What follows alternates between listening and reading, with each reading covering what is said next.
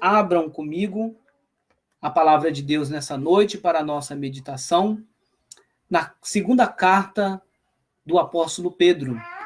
Segunda de Pedro, capítulo 3. Segunda carta de Pedro, capítulo 3. Nós vamos ler dos versos de número 14 a 18.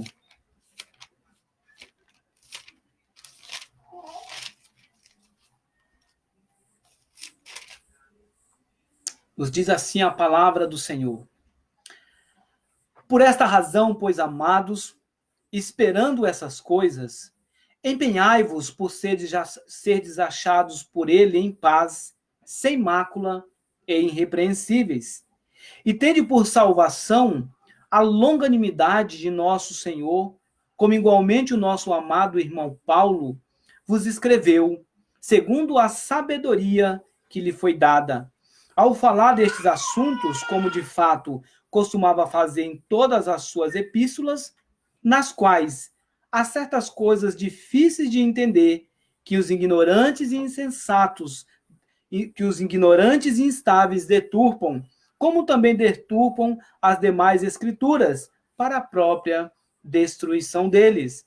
Vós, pois, amados, prevenidos como estáis de antemão, acautelai-vos, não suceda que, arrastados pelo erro desses insubordinados, descaiais da vossa própria firmeza. Antes, crescei na graça e no conhecimento de nosso Senhor e Salvador Jesus Cristo. A ele seja glória, tanto agora como no dia eterno. Amém. Que Deus, portanto, abençoe a leitura da sua santa palavra e que possamos, neste momento, ouvir Deus falar conosco por meio da exposição da mesma, Meus amados irmãos, Paulo escrevendo a sua segunda carta, ele tem como objetivo também os mesmos destinatários da primeira. No primeiro capítulo, Paulo vai dizer que ele escreve, portanto, aos que conosco obtiveram igualmente preciosa, conosco obtiveram fé igualmente preciosa na justiça do nosso Deus e Salvador Jesus Cristo. Essa carta de Paulo, portanto, não era como, por exemplo, as cartas paulinas, que tinham um destino específico. A carta de Pedro, aqui da segunda Pedro, não tem um objetivo para uma igreja específica. Essa carta deveria circular, portanto, para atender aqueles irmãos que estavam espalhados naquela região, ele vai usar o termo dispersão ou diáspora, e ali, portanto, esses irmãos, eles seriam fortalecidos, eles seriam orientados por meio da exposição da palavra de Deus. Os versos de número 14 a 18 tem um ensino muito conciso, que nós chamamos de uma ideia, e aqui o ensino principal desses versos 14 a 18 é o seguinte, que o cristão precisa esperar a vinda de Cristo, buscando uma vida de santidade, evitando com isso cair nas ciladas de Satanás e buscando a cada dia com isso uma vida de maturidade cristã em Cristo Jesus. Esse é o ensino dessa passagem bíblica que nós acabamos de ler neste momento. Perceba, meus irmãos, que Paulo, portanto, ele vai começar o verso de número 14, justamente com a expressão, por esta razão. E aí nós temos que perguntar, que razão é essa? Por que Paulo vai dizer, por esta razão? Se os irmãos observarem nos versos anteriores, os irmãos vão perceber que Pedro, aliás, está falando especificamente da vinda de Cristo. Uma vez, nas palavras do apóstolo Pedro, uma vez que a vinda de Cristo é certa, não deve, portanto, pairar nenhum tipo de dúvida quanto a essa vinda.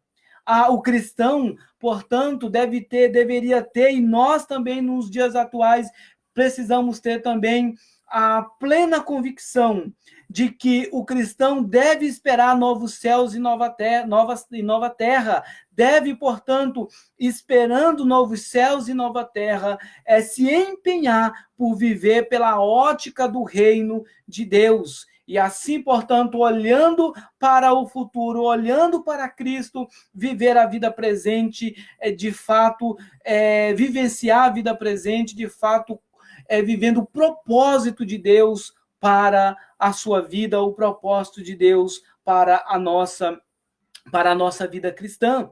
Paulo, meus irmãos, Pedro, aliás, falava isso, porque naquele período, alguns irmãos, algumas pessoas da comunidade da fé já começavam a desenvolver o seguinte pensamento, que Cristo ele não viria, Cristo estava demorando, Cristo não retornaria. E com isso o apóstolo Pedro fala a esses irmãos que a aparente demora de Cristo para retornar, ele vai dizer que é porque Deus ele é, portanto, longânimo, o Senhor é longânimo, e tende por salvação a longanimidade do nosso Senhor, como igualmente o nosso amado irmão Paulo vos escreveu segundo a sabedoria que lhes foi dada. Então, veja, ele vai dizer que o cristão, portanto, deve ter essa convicção. E uma vez que o cristão deve ter tendo essa convicção, como devemos nos preparar para a vinda de Cristo? Esse é o nosso tema. Preparando-nos para a vinda do nosso Salvador.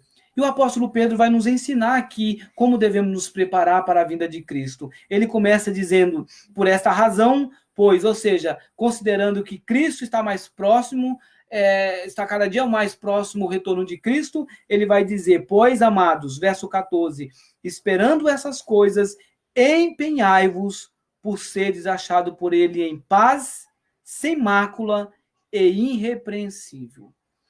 Irmãos, ele usa a expressão aqui, achados por ele em paz, sem mácula e irrepreensível. Essas três ideias, nós podemos resumir no seguinte ensino, que a palavra de Deus nos traz. Devemos nos preparar para a vinda de Cristo, empenhados em uma vida santa diante de Deus. Empenhados por viver uma vida santa diante de Deus. Verso de número 14 a 16, é isso que ele vai dizer. É isso que ele vai dizer. Percebe? Veja que é a mesma ideia do verso de número 11. Se você verificar no verso de número 11 do capítulo 3, você vai ver que está presente ali a mesma ideia. Visto, ele vai dizer, verso 11, que todas as coisas hão de ser assim desfeitas, deveis ser tais como os que vivem em santo procedimento e piedade. Ou seja, Pedro disse aos seus leitores que eles deveriam olhar para aqueles que viveram no passado em santo procedimento, que viveram uma vida reta. Pedro está dizendo, imitem o exemplo dessas pessoas, imitem o exemplo dos nossos irmãos do passado, que viveram uma vida santa, que viveram uma vida de obediência a Deus, de obediência às Escrituras, que de fato viveram aquilo que o Senhor diz que somos, sal e luz do mundo. Sal e luz do mundo. Pedro está dizendo, imitem o exemplo dessas pessoas. Visto que todas essas coisas vão de suceder e assim ser desfeitas, deveis tais como os que vivem em santo procedimento e piedade, esperando e apressando a vinda do dia de Deus, por causa do qual os céus incendiados serão desfeitos e os elementos abrasados se derreterão. Nós, porém, verso 13, ele vai dizer, segundo a sua promessa, esperamos novos céus e nova terra, nos quais habita a justiça. A ideia, meus irmãos, portanto, o verbo aqui empenhar nos traz a ideia de dedicação. Empenhai-vos por seres achados por ele em paz, sem mácula, irrepreensível. Ou seja, o que o apóstolo Pedro está dizendo disse para o seu público da época, e o que a palavra de Deus diz para nós também, é que devemos, portanto, nos preparar para a vinda de Cristo, dedicados, empenhados por viver uma vida santa na presença de Deus, empenhados por glorificar o Senhor por meio do nosso testemunho, da nossa forma de viver neste mundo caído. Vivendo neste mundo caído, mas com atitudes próprias daqueles que não pertencem a este mundo. Pedro está dizendo que Cristo, ao retornar, no que nos encontre em paz, sem mancha, e agindo de uma forma ilibada, irrepreensível, diante de uma sociedade caída. Perceba, meus irmãos, que a palavra de Deus sempre vai nos trabalhar, sempre vai trabalhar esses termos da necessidade do cristão nesse processo de santificação. Veja que paz e santidade estão muito associados ao que o autor aos Hebreus, por exemplo, disse lá no capítulo 12, verso 14. Segui a paz com todos e a santificação, sem a qual ninguém verá o Senhor. Este empenho deve partir da salvação como um fato consumado e como uma conquista. Nós, portanto, fazemos parte daqueles que têm a mesma fé preciosa. Pedro está dizendo, nos empenhemos para viver uma vida santa na presença de Deus. E a pergunta é, como viver uma vida santa? Vivemos uma vida santa com ações práticas de santidade? Testemunho dentro da nossa casa, diante das pessoas? Uma vida correta na sociedade, no nosso trabalho? Vivendo uma vida de honestidade, vivendo uma vida de comprometimento com o Evangelho, de comprometimento com as coisas de Deus, mesmo que para isso soframos o dano, mas resolvemos obedecer a Deus. Viver uma vida santa pela forma como falamos. Paulo, escrevendo aos Filipenses, por exemplo, no capítulo 3, versos de 1 a 4, ele vai dizer que devemos pensar nas coisas do alto e buscar as coisas do alto. Verso 14 do capítulo 4 de Filipenses, Paulo também vai dizer que o nosso pensamento seja ocupado com coisas verdadeiras, de boa fama, coisas justas e respeitáveis. Ou seja, Paulo, com isso, ele estava dizendo lá em Filipenses, ocupe o seu pensamento com a palavra de Deus, para assim viver a vontade de Deus. A consequência de alguém que busca viver uma vida santa na presença de Deus é a razão do segundo ensino. Aquele que busca viver uma vida santa, ele vai buscar constantemente evitar o erro. É a segunda verdade. Preparemos-nos para a vinda de Cristo, todos os dias buscando evitar o erro. Veja o verso 17, ele vai nos dizer o seguinte, no verso 17, vós, pois, amados, prevenidos como estáis de antemão, acautelai-vos, não suceda que, arrastados pelo erro desses insubordinados, descaiais da vossa própria firmeza.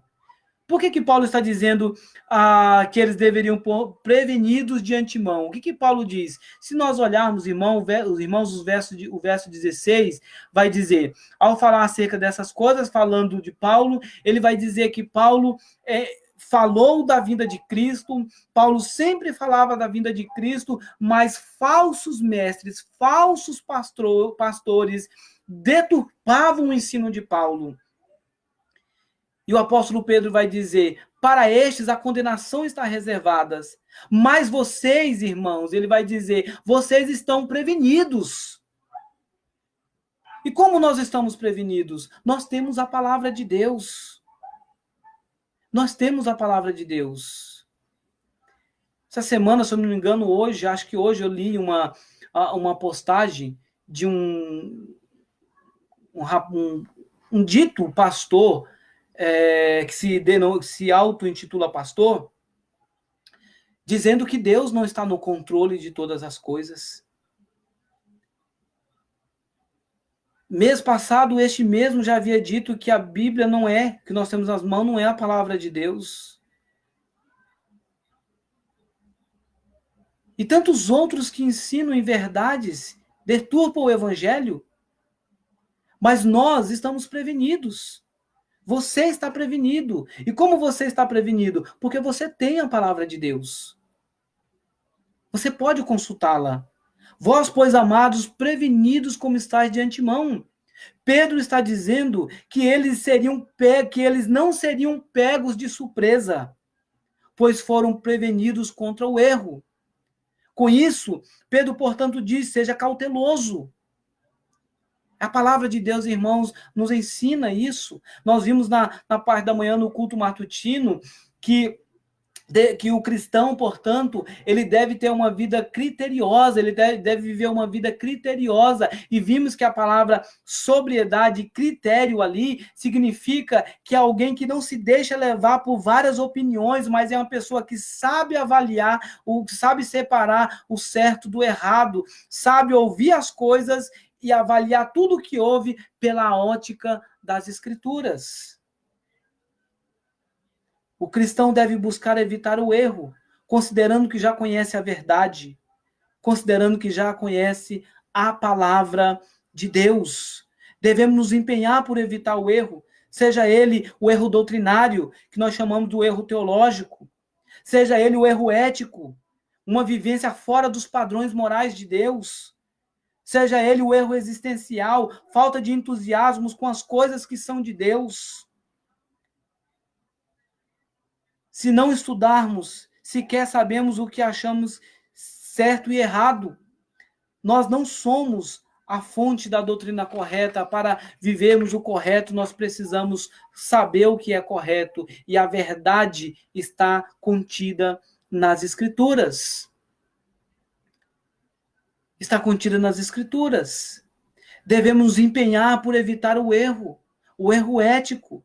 Devemos nos convencer que os padrões de Deus são os melhores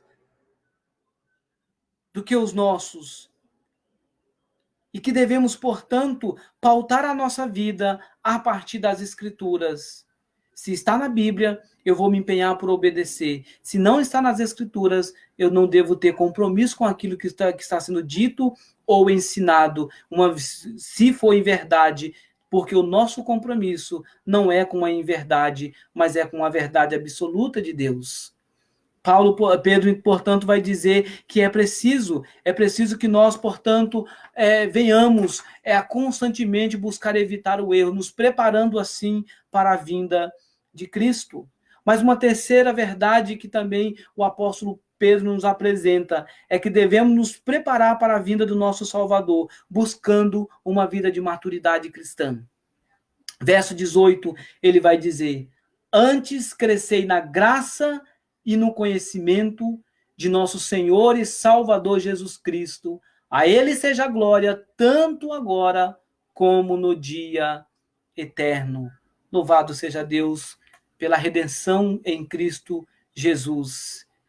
Pedro está dizendo: é preciso preparar-se para a vinda de Cristo, buscando a maturidade cristã.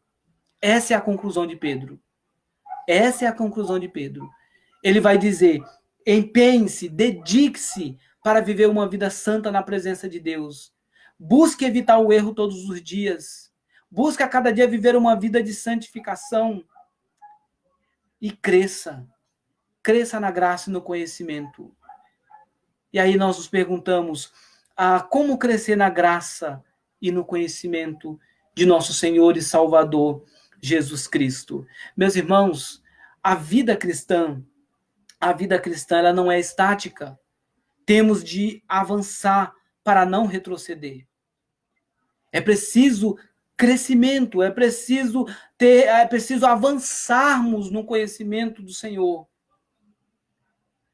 Quando o autor aos Hebreus escreve aos seus leitores, o autor aos Hebreus vai corrigir aqueles irmãos lá de Hebreus, dizendo o seguinte: olha, o tempo passou, as coisas se foram, já há um tempo que vocês estão na fé, e ao invés de vocês, portanto, serem mestres, vocês ainda precisam ser ensinados os princípios elementares da palavra de Deus. Quando eu expus isso na escola dominical, na minha classe, no templo, eu estava dizendo que, quando o autor Hebreus diz: tendo o tempo decorrido, vocês deviam ser mestres. Ele não está dizendo que todo mundo deveria ensinar, mas o que ele está dizendo é, o tempo passou, o tempo que você tem de vida cristã já era para você ser maduro.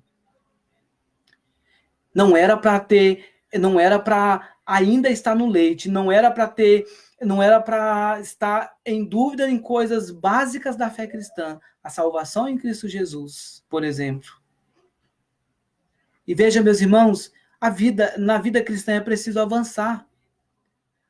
Veja, no trabalho, por exemplo, creio eu que no seu trabalho você não quer viver o resto da sua vida numa mesma função, você quer avançar. Você quer avançar. Em outras coisas que nós fazemos, nós queremos a cada dia subir um degrau de cada vez, mas subir e não ficar parado. Na vida cristã é a mesma coisa. É preciso haver crescimento, porque a vida não é estática. Temos de avançar para não retroceder. Pedro termina com a mesma nota do começo dessa epístola, dessa carta, no capítulo 1, dos versos 5 ao 11, que é um desafio ao crescimento espiritual, e crescimento esse que só é possível por meio do conhecimento de nosso Senhor e Salvador Jesus Cristo. Entender o que significa crescer no conhecimento de Jesus é fácil. Podemos fazer uma analogia também, por exemplo, com a educação formal, em que há uma graduação. Por exemplo, o berçário. Hoje mudou um pouco, mas o berçário, o maternal, aí vem o fundamental, o ensino médio, o ensino superior. Apenas um exemplo: ensino fundamental, ensino médio, ensino superior. E a cada período passado, você vai mudando de estágio, você vai mudando de série, porque aquele conhecimento adquirido na primeira série é suficiente, agora você avançou, você não se contentou com aquele conhecimento, você agora está buscando mais conhecimento. Se queremos conhecer a Cristo, isso se dará por meio de um processo educacional, começando pelas coisas simples para até chegar nas coisas mais complexas. Entender o que significa. Agora, crescer na graça de Jesus é menos fácil. Por quê? A graça é um presente que o Pai nos dá. Se é um dom divino e está completo em si mesmo, por isso que nos basta, quantos nós então sentimos que a graça de Jesus nos basta? O que significa crescer na graça do Senhor Jesus? Irmãos, crescer na graça é de fato ter uma maturidade a tal ponto de que a nossa certeza do cuidado de Deus, ele permanece inabalável, mesmo diante dos maiores conflitos e sofrimento que possamos passar. Crescer na graça é isto. Crescer na graça é justamente desenvolvermos essa certeza. A graça ela é completa, mas a percepção de sua suficiência, ela vai se completando aos poucos na vida cristã. Crescer na graça deve implicar em crescer no conhecimento. Essas duas coisas não se excluem, ao contrário, elas se incluem de tal modo que se tornam inseparáveis. E a minha convicção de vida eterna, de dependência do Senhor, ela aumenta à medida que eu invisto no meu relacionamento com Deus, na minha vida cristã. Por isso que Pedro vai dizer: cresça na graça e no conhecimento, cresça na dependência, compreenda que a Cristo é suficiente e a obra dele foi suficiente por mim e por você. Diante disso, o que nos resta é viver a salvação, desfrutar da salvação, vivendo uma vida santa na presença de Deus. Há algumas ferramentas que Deus nos dá, graças a Deus por isso, para que esse fortalecimento seja algo contínuo na nossa vida. Eu não sei você, mas quantos, no meu caso, e quantos irmãos que eu tenho conversado, quanta falta nós estamos sentindo da escola dominical. Graças a Deus, o Senhor tem abençoado as nossas vidas, o Senhor nos deu a tecnologia, e nós temos hoje a classe dos adolescentes sendo, por meio da tecnologia, do Zoom, sendo alimentados pela instrumentalidade da nossa irmã Vanessa, hoje também a nossa irmã Liviane cooperou.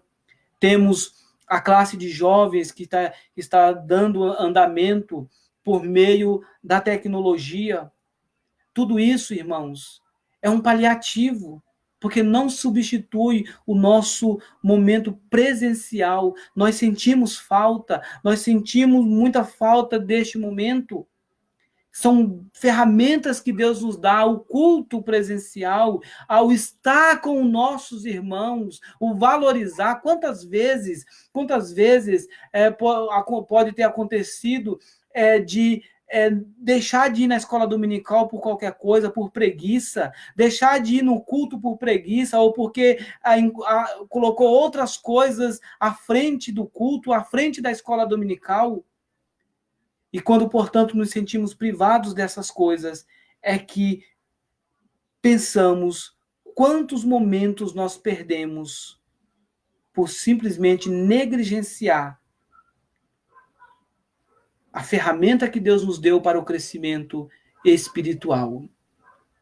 Pedro diz que é necessário crescer na graça e no conhecimento. É necessário buscar a cada dia a vida de maturidade. Quanto mais maduro você estiver na fé, mais você permanecerá firme diante das adversidades, mais você permanecerá equilibrado diante dos problemas, mais você fará uma leitura correta dos acontecimentos e não uma leitura apaixonada simplesmente por momentos.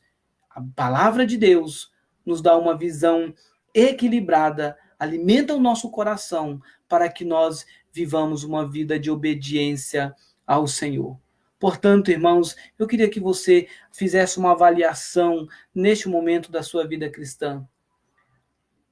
Nós não estamos no culto presencial, mas nós continuamos vivendo a vida cristã. Nós continuamos nos nossos afazeres, sejam eles limitados ou não, mas nós continuamos nos nossos afazeres. E aí eu pergunto a você, avalie a sua vida, como que está a sua vida de santificação? Você tem buscado viver uma vida santa na presença de Deus? Você tem buscado evitar o erro na sua vida? Você tem rejeitado as propostas de um mundo mediático, de um mundo que tenta propor para nós facilidades, que tenta propor caminhos para que nós conquistemos as coisas de forma inadequada, de forma pecaminosa? Ou firmados na palavra de Deus, você tem se mantido uma pessoa fiel ao Senhor e tem obedecido à palavra dele? Como que está o seu crescimento? Você tem crescido na graça e no conhecimento? Você tem compreendido a suficiência de Cristo na sua vida? Você tem compreendido que Cristo ele é suficiente e é tudo o que você precisa? O quanto de estudo da palavra você tem tido? Você tem buscado conhecer cada vez mais o Senhor por meio da leitura das Escrituras? Eu disse recentemente em um dos cultos online, é que nesse momento de isolamento e não tendo o culto presencial, nós corremos um dos grandes perigos, que é de negligenciarmos a leitura cadencial das Escrituras. Por quê? Porque o nosso corpo, nós somos propícios a nos acostumarmos,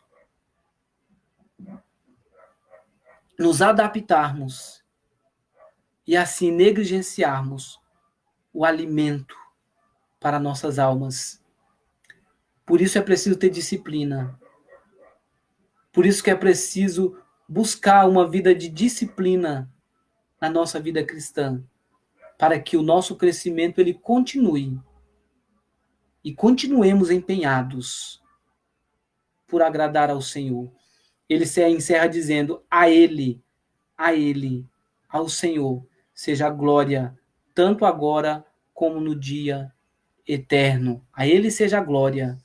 A glória pertence a Deus, fomos criados para a glória de Deus. Portanto, viva o propósito de Deus para a sua vida. Glorifique a Deus por meio da sua vida. Você tem tudo o que você precisa. Nós temos tudo o que nós precisamos para viver uma vida que agrada a Deus. O Espírito Santo habita em nós e nos capacita para viver a sua vontade. Quando pecamos, o próprio Espírito nos convence do pecado, mas mesmo nas nossas orações, devemos fazer a oração do salmista: sonda-me, ó Deus, e conhece o meu coração. Vê se há em mim algum caminho mau e guia-me pelo caminho eterno. Essa deve ser a nossa oração contínua diante do Senhor. E assim, meus irmãos, buscarmos a cada dia viver uma vida para Deus.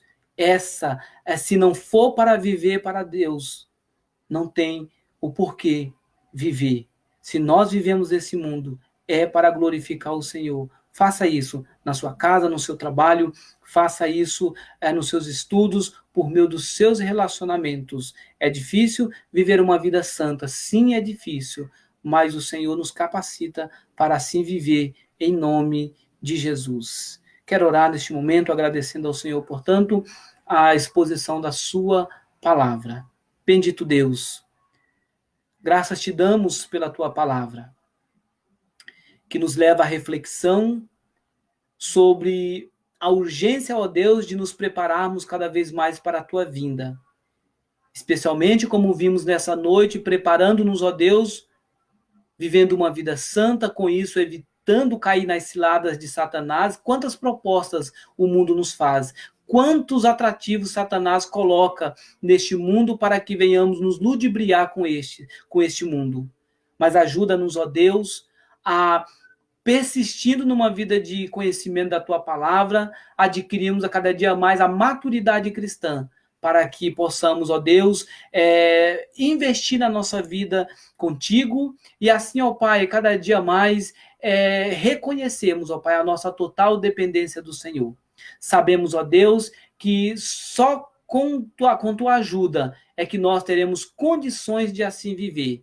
Tem misericórdia, Senhor, daqueles que têm fraquejado na caminhada cristã. E ajuda-nos, ó Deus, para que não negligenciemos, ó Pai, a nossa vida de devoção, a nossa vida de leitura da Tua palavra, a nossa vida de oração. Fortaleça-nos, ó Deus, porque, ó Pai, sabemos que a nossa vida está nas Tuas mãos. E ao contrário de muitos falsos profetas que têm ensinado por aí, nós temos plena convicção, a Tua palavra assim ensina, que o Senhor é aquele que está no controle de todas as coisas e que nada acontece neste mundo se não for por tua permissão. E que o Senhor, Deus, com todas as coisas tem um propósito, mesmo que às vezes nós não entendamos, e no momento da tribulação e do sofrimento, nós não enxerguemos qual é o teu propósito no sofrimento, nas tribulações. Mas ao final de tudo, ó Pai, nós compreenderemos, ó Deus, o propósito do Senhor e glorificaremos o teu santo nome,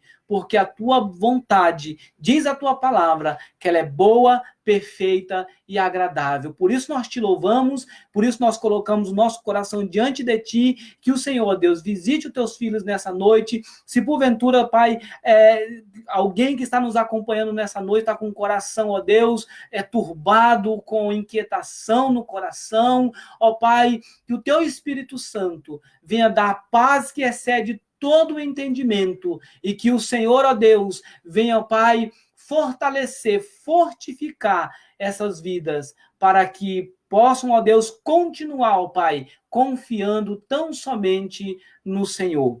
É o que nós te pedimos, ó Deus, agradecidos ao Senhor por tudo, no nome do Senhor Jesus Cristo.